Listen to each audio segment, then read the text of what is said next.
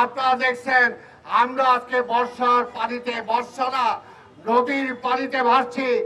এই নদী আজকে উপর থেকে আজকে ভারত সেই পানি ঠেলে দিয়ে, ভারত বাংলাদেশে ঠেলে দিয়ে বাংলাদেশকে ভাসিয়ে দিচ্ছে। আর শুনবে যে কে ক্ষমতায় থাকবে সেটা কি আমরা মানি? আমরা মানি না। তাই তারা আজকে আধিপত্যবাদী শক্তির সমস্ত কিছু আজকে দিয়ে দিচ্ছে।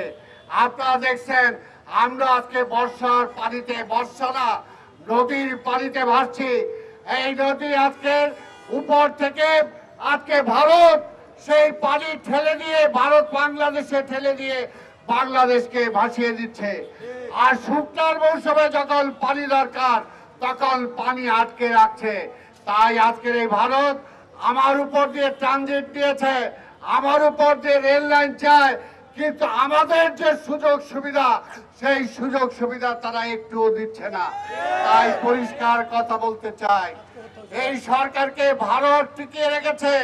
তাই পরিষ্কার কথা ভারতের কাছে আপনারা ডিসাইড করেন আওয়ামী লীগের পক্ষে থাকবেন না জনগণের পক্ষে থাকবেন। আমরা আওয়ামী লীগের বিরুদ্ধে আন্দোলন করছি, ভারতের বিরুদ্ধে আন্দোলন শুরু করি নাই।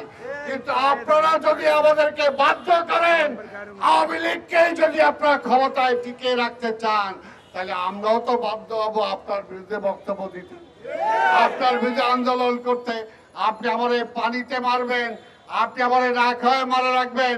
যখন জিনিসপত্রের দাম বেড়ে যাবে তখন বর্ডার দিয়ে জিনিসপত্র বন্ধ করে দিবেন, পেঁয়াজ বন্ধ করে দিবেন, আলু বন্ধ করে দিবেন, মরিচ বন্ধ করে দিবেন।